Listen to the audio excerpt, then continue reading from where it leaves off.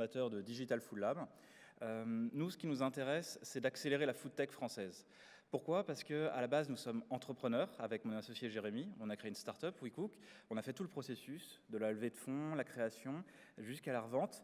Mais on s'est rendu compte qu'il y avait très peu de personnes qui s'intéressaient vraiment à cet écosystème en France, que les grands comptes de l'agroalimentaire, de la distribution, les PME industrielles, ne se sentaient pas vraiment menacés, ne s'intéressaient pas vraiment à l'écosystème food tech, à cette révolution qui est en cours, alors que nous, ce qu'on voyait quand on regarde ce qui se passe en Angleterre, même en Allemagne ou aux États-Unis, on voit une révolution absolument majeure des comportements, des attentes consommateurs, et on s'est dit, bon voilà, personne ne s'intéresse à accélérer cette food tech, donc on va le faire nous-mêmes.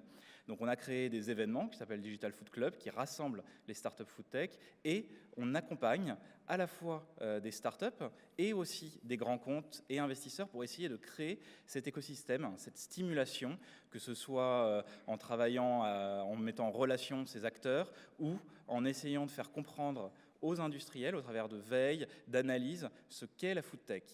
Donc, ce que je vais essayer de faire aujourd'hui avec vous, c'est de vous montrer en quelques mots ce qu'est la food tech par rapport à ces thématiques d'innovation, de rapport à la proximité et d'art culinaire français que l'on pense pouvoir, avec cet nouvel écosystème food tech, projeter à l'international. Pour nous, la food tech, elle se décompose en 6 catégories. On a vu des centaines de startups, on leur a parlé individuellement, on a essayé de comprendre ce qu'elles faisaient et on a voulu catégoriser pour rendre clair ce qu'était la food tech. Premièrement, c'est ce qu'on appelle l'agrotech, cette révolution industrielle de toutes les formes de production.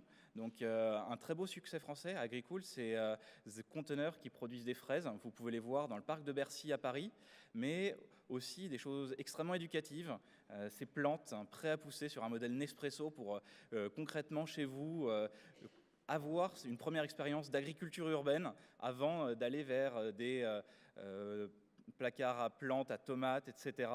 Et évidemment, les nouveaux produits agroalimentaires. Vous aurez la chance de déguster des insectes Jiminy's tout à l'heure. Vous pourrez vraiment voir au plus près ce qui se passe et ce qui se passe en France d'absolument extraordinaire sur cet aspect agrotech. Évidemment, l'aspect média, bon, je pense que ce n'est pas celui dont je vais parler plus aujourd'hui parce que beaucoup en ont parlé, mais il y a une révolution qui se passe dans la manière de consommer le contenu, de l'apporter aux consommateurs. Un des sujets qui nous est le plus cher à Digital Food Lab, c'est la révolution au sujet du comportement des consommateurs, de leurs attentes. De plus en plus de consommateurs veulent une alimentation 100% personnalisée. On ne parle plus de millennials, de seniors, etc., mais de personnes qui mangent sans gluten ou qui sont lacto, végano, paléo, etc., qui ont choisi ou qui ont suivi des conseils scientifiques. On aime beaucoup cet exemple américain, cette startup Habit.com. Vous pouvez aller et commander un kit, recevoir un kit DNA et ils vont vous analyser votre ADN et 3 microprises de sang pour vous dire exactement, en fonction de votre phénotype et génotype, ce que vous devez manger exactement, précisément, tous les jours au quotidien. C'est absolument passionnant comme sujet et on aimerait que plus d'industriels, plus de grands acteurs français s'intéressent à ce genre de thématiques. C'est aussi une révolution dans les comportements, dans la manière de consommer le restaurant, même le repas, avec par exemple Visite, le pendant du restaurant pour Airbnb, ou alors Audrey qui nous expliquera son exemple Another Chef, c'est-à-dire faire venir des personnes d'expérience internationale chez vous pour vous faire à manger. Ou alors, concrètement, comme la Belle Assiette, un chef qui vient vous apporter l'expérience de l'art à la française, de l'art culinaire à la française, chez vous. C'est évidemment tous les sujets de delivery. Instacart qui fait de la livraison de courses. En moins d'1 heure, il y a des personnes de type Uber indépendantes vont faire les courses pour vous au supermarché. C'est ces box paniers repas, c'est absolument extraordinaire. C'est plusieurs millions de personnes qui sont abonnées aux États-Unis, qui ne vont plus jamais dans les supermarchés. Une révolution complète de la manière de consommer ces courses. Et évidemment, toutes les solutions de delivery que vous connaissez tous, qui transforment la manière de penser la restauration. Et le dernier secteur, c'est celui de l'agroalimentaire qui est en train de subir une vraie révolution avec des produits complètement radicaux. Anthony nous présentera Feed tout à l'heure, mais c'est aussi les solutions végétales, donc avec par exemple le Impossible Food Burger, ce burger 100% végétal, aucune protéine animale dedans. Pour conclure, je vous invite vraiment à vous intéresser au sujet de la foodtech, c'est absolument passionnant, mais aussi c'est un des enjeux extraordinairement importants pour le futur, parce qu'aujourd'hui, on représente moins de 0,45% des investissements dans la foodtech à l'échelle mondiale. Est-ce que, tous ici, on a envie de représenter moins de 0,5% de l'agroalimentaire mondial demain? Merci. 5 minutes 19, pas mal. Nicolas, on a parlé tout à l'heure dans les études de la manière dont les Français s'intéressaient un peu plus au circuit court et à la production locale. Peux-tu nous expliquer ce que vous développez avec Pour de Bon? Oui, alors bonjour, Nicolas Machard, je suis le DG de pourdebon.com. Donc pourdebon.com est une plateforme alimentaire qui rapproche les meilleurs producteurs et artisans français de nos terroirs du consommateur final. Donc la genèse du projet, rapidement, début 2015, Chronopost Food me confie la mission de créer une double mission de créer Pour de Bon, donc cette place de marché, mais également de lui trouver un coactionnaire. En l'espace d'à peu près 18 mois, j'ai construit cette marketplace avec une équipe de 6 personnes et nous avons trouvé ce partenaire au travers de Webedia qui a décidé de se jeter dans l'aventure à nos côtés. Donc à qui s'adresse Pour de Bon? Pour de Bon s'adresse tout d'abord au consommateur qui souhaite retrouver le vrai goût des bonnes choses dans son assiette, le consommateur qui cherche aussi à retrouver les saveurs d'antan, celui qui cherche la transparence, l'authenticité, manger le vrai, et donner aussi plus de sens à sa consommation, tout ça on l'a déjà évoqué auparavant, mais également, et pour le point plus factuel, d'être livré à domicile quand il le souhaite, sur rendez-vous et sur créneau horaire. Ensuite, il s'adresse aux producteurs et artisans qui souhaitent accélérer la commercialisation de ses produits en circuit court. On n'a pas beaucoup parlé, je trouve, des producteurs ici. Aujourd'hui, le circuit court, c'est à peu près 20% des producteurs qui s'y adonnent, mais la digitalisation des circuits courts représente encore une partie infime de leur travail. L'idée est aussi de mieux valoriser la qualité de leur travail au travers de Pour de Bon et d'être plus justement rémunérés. Alors, notre offre aux producteurs, en fait, Pour de Bon apporte son savoir digital à l'expertise artisanale des producteurs en leur apportant de développer l'ensemble de ces contenus au travers de dispositifs médias, donc que ce soit sur le blog de Pour de Bon, mais également sur l'ensemble des sites du réseau Webedia et d'autres sites display, notamment au travers de publicités que vous pouvez voir là sur le format rectangle où à chaque fois on met à l'honneur donc le produit du vendeur ainsi qu'en médaillon le producteur. La sélection des produits s'effectue en fait sur des critères objectifs de qualité d'une part, donc que sont les labels que vous pouvez voir ci-dessous, mais également sur l'histoire que les producteurs et les artisans peuvent avoir à nous raconter, et également sur recommandation des chefs. Petit clin d'œil d'ailleurs au Collège culinaire de France avec qui nous partageons les mêmes valeurs. Enfin, les parties pris du site, c'est d'être avant tout multilocal. On ne se veut ni trop clivant ni trop militant. L'idée, c'est de placer l'humain au centre de la relation.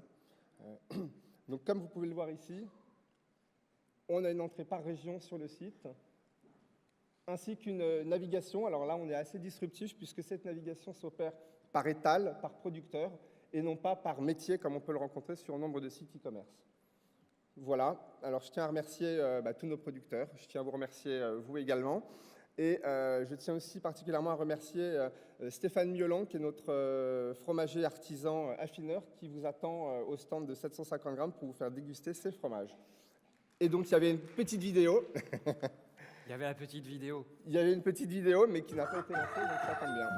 Sur pourdebon.com, vous commandez sans intermédiaire et depuis votre canapé des produits du terroir de grande qualité auprès des meilleurs producteurs ou artisans. Bouchers, charcutiers, épiciers, fromagers, poissonniers et viticulteurs des 4 coins de France. 24 heures après son expédition, votre commande sera groupée et livrée directement chez vous, au jour et à l'heure de votre choix, dans le respect de la chaîne du froid. Pour de bon, partageons ce qui est bon. Voilà, merci. Alors on a fait... Non seulement au niveau du temps, tu es parfait, puisque tu as même fait mieux que 5 minutes, on a fait cocorico tout au long de la matinée pour de bon, tu le fais, pour de vrai. Donc hyper intéressant, et c'était important de faire parler les producteurs à travers vous lors du Food Morning de cette année. Alors Anthony, Au suivant, quand je mange du feed au bureau, tiens, le clicker, quand je mange du feed au bureau, on me regarde un peu comme un extraterrestre en me disant « mais c'est quoi ce truc ?» Est-ce que tu crois vraiment qu'il y a une opportunité pour que le feed fonctionne en France par rapport à ce qu'on peut voir à l'international? C'est à toi. Merci, bonjour à tous. Je suis Anthony Bourbon, le fondateur de Feed, une food tech qui conçoit des repas nutritionnellement parfaits dans des formats adaptés aux personnes actives. Je tiens à vous rassurer dès le départ, l'objectif n'est pas de se substituer intégralement à la nutrition traditionnelle, mais plutôt d'apporter une alternative ponctuelle, idéale, aux personnes qui n'ont pas le temps, l'envie ou la possibilité de faire un repas classique. Français et gastronomes, il nous apparaît évident qu'il ne faut pas opposer nos habitudes alimentaires et la smart food, mais plutôt de les associer dans un souci de nutrition globale cohérent. Chez Feed, tout est parti de quand je travaillais à la direction juridique d'un grand groupe immobilier parisien. Régulièrement, le midi, je n'avais pas le temps de déjeuner, donc soit je sautais le repas, soit j'avalais rapidement un sandwich sans intérêt nutritionnel. Dans les deux cas, la fin de journée était difficile parce que je manquais d'énergie. J'ai donc cherché des alternatives sur Internet et j'ai vite réalisé que les solutions proposées ne correspondaient pas à mes attentes. En France, il y avait énormément de produits de régime qui vous promettaient de perdre 10 kilos en 2 semaines, mais malheureusement, avec 200 calories par portion, au bout d'une heure, on a très rapidement faim. À l'époque, il y avait le Soylent qui venait d'apparaître aux États-Unis, un substitut de repas pour les personnes actives. Il ne livrait pas en France, il ne livre toujours pas. Dans tous les cas, l'offre n'est pas adaptée à notre marché. Les Américains mangent 5 fois par jour, donc pour avoir l'équivalent d'un repas français, il aurait fallu avoir 2 bouteilles. Les ingrédients étaient très chimiques, c'était bourré d'OGM et ils s'en vantaient. C'était vraiment une vision trop pragmatique de la nutrition qui n'aurait pas correspondu à ce que nous, on cherchait, les Français. Il y avait en République tchèque Mana qui commençait à faire son apparition avec Joyland aux Pays-Bas. Là encore, c'était rempli d'allergènes, rempli de produits chimiques, et il manquait quelque chose de principal pour un Français, le plaisir. Et même si je voulais avoir une solution qui soit pragmatique, il n'en demeurait pas moins qu'il était important que le midi ne devienne pas une souffrance ou un labeur. Je voulais certes manger vite et de manière efficace, mais conserver cette notion qu'on nous a tous inculquée depuis notre tendre enfance. Les formats n'étaient pas adaptés, c'était aussi des shakers, avec des poudres, des balances, des dosettes. Bref, je ne me voyais pas du tout arriver avec cet attirail au bureau. Et j'ai donc cherché de manière artisanale à trouver une solution le soir chez moi en commandant des ingrédients naturels sur Internet avec des graines de sarrasin, des flocons d'avoine, de l'huile de colza, des amandes. Et en traçant un tableau Excel assez minimaliste, j'ai répertorié tous les besoins d'un humain standard sur les bases de l'EFSA, l'Agence européenne de l'alimentation. Très rapidement, mes collègues et amis qui étaient dans le même cas que moi m'ont demandé de leur faire des boissons et je me retrouvais à faire 3 ou 4 litres chaque soir pour aller au bureau. C'est là que j'ai compris que je n'étais pas tout seul dans ce cas-là et que je me suis entouré de médecins nutritionnistes, d'ingénieurs agroalimentaires, mais aussi de juristes spécialisés en autorisation de mise sur le marché pour développer une gamme à notre image française qui allait remplacer un vrai repas quel que soit le format. Donc que ce soit une bouteille, une barre ou un shaker, l'idée est simple, un feed égale un repas complet qui va vous apporter 100% de vos besoins nutritionnels. À partir de 2,50 € par repas pour pouvoir toucher le plus grand monde et que la smart food ne soit pas excluante. Le cahier des charges a été très précis dès le début parce que selon nous, la smart food doit résoudre des problématiques actuelles mais aussi à venir. Donc toutes nos smart foods sont véganes, sans gluten, sans lactose, sans OGM, sans noix et fabriquées en France, à base d'ingrédients naturels comme le cahier des charges que je m'étais fixé initialement dans mon appartement. Aujourd'hui, les choses se sont vite accélérées. On a levé 500 000 € auprès de Sensei Ventures suite au début de la commercialisation de nos produits en janvier 2017. En moins de 2 mois, on a vendu plus de 50 000 repas online. On a signé un partenariat avec Franprix, donc vous pouvez retrouver les produits Feed dans les Franprix parisiens. Et on a, dans les 2 semaines qui viendront, un des plus grands chefs français étoilés qui rejoindra notre food tech car il a compris l'enjeu de la smart food et était au-delà des préjugés que certains Français pourraient avoir parce qu'on s'éloigne évidemment de toutes les solutions qui ont été proposées jusqu'à présent, que ce soit dans les années 80 ou 2000, qui n'avaient pour seul but que de faire perdre du poids avec des ingrédients de basse qualité. Donc je vous invite à venir découvrir le site feedsmartfood.com, mais aussi à goûter toutes nos smart foods qui sont au stand dans le hall d'honneur. Merci beaucoup.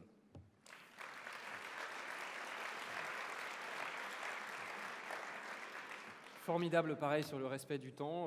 Je suis l'un de tes clients, effectivement, on me regarde un peu comme un extraterrestre, mais en tant que responsable de la prospective, je me devais aussi de passer à la nourriture du futur. Merci beaucoup, Anthony. Merci. Alors, on va terminer avec Audrey. Alors, concept parfait, puisqu'on parle d'international, et si finalement le food nous permettait aussi de rencontrer l'autre, de rencontrer de l'international? Peut-être que c'est ce que vous avez essayé de faire avec Another Chef. Exactement. Alors, je suis Audrey, la fondatrice d'AnotherChef.com. Et pour ces prochaines minutes, on va revenir à la notion de plaisir, enfin surtout à la notion de prendre le temps de se faire plaisir. Et donc, je vais vous mettre un petit peu à contribution en demandant à chacun, en demandant à la salle, qui sait aujourd'hui, qui a déjà goûté un bon pad thaï? Qui est amateur de pad thaï? On a pas mal de monde. Et maintenant, qui sait le cuisiner? Il y en a beaucoup moins. Pareil pour le biryani. Qui sait cuisiner un bon biryani? Alors, je ne vois personne. Et encore plus difficile, avec la feijoada, ce plat national brésilien qu'on voit en haut à gauche, qui l'a déjà goûté? D'accord. Et alors, vous savez le cuisiner? Et non. Bon. Eh bien, écoutez, ça tombe plutôt bien, parce que moi, ce dont j'ai envie, c'est de vous faire découvrir ou redécouvrir ces plats exceptionnels du monde entier, mais sans pour autant vous faire prendre l'avion jusqu'en Thaïlande, jusqu'en Inde ou jusqu'au Brésil. Mais tout simplement avec un chef à domicile. Alors, quand on entend chef à domicile, généralement, on pense à un chef professionnel qui va faire de la cuisine française et plutôt haut de gamme. Mais avec Another Chef, on aborde la question différemment. On fait intervenir un passionné de cuisine du monde qui va proposer la cuisine et les spécialités de son pays. Alors nos chefs sont des expatriés de tout pays qui vivent en France depuis 20 ans, depuis 10 ans, parfois moins. Ce sont des gens qui sont reconnus par leur famille et par leurs amis et qui aujourd'hui ont envie de faire profiter de leur cuisine plus largement. Alors certains sont éloignés de l'emploi et on leur apporte un complément de revenus, et d'autres le font principalement par passion et pour mettre aussi un petit peu de piment dans leur quotidien. En tout cas, ce qu'ils ont tous en commun, c'est cette fierté de représenter leur pays d'origine et d'en faire découvrir les spécialités culinaires. Alors, nos chefs sont des amateurs, oui, mais qu'on a testés et validés. Ensuite, on les accompagne dans la définition des menus, dans le calcul des prix, et puis dans la mise en avant de leur profil. Et enfin, on les laisse faire ce qu'ils savent très bien faire, aller régaler les autres.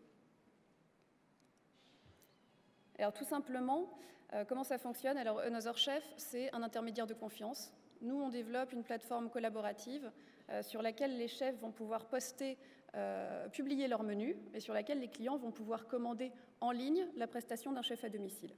Donc, je vous laisse découvrir en images. Ah, on a loupé la vidéo?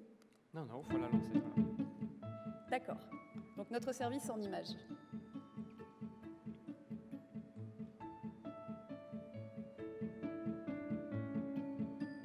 Vous avez là notre chef Tanchita,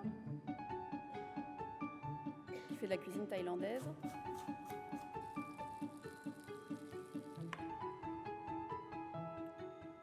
Et les fameux acras de morue de Lise Marthe, notre cuisinière antillaise.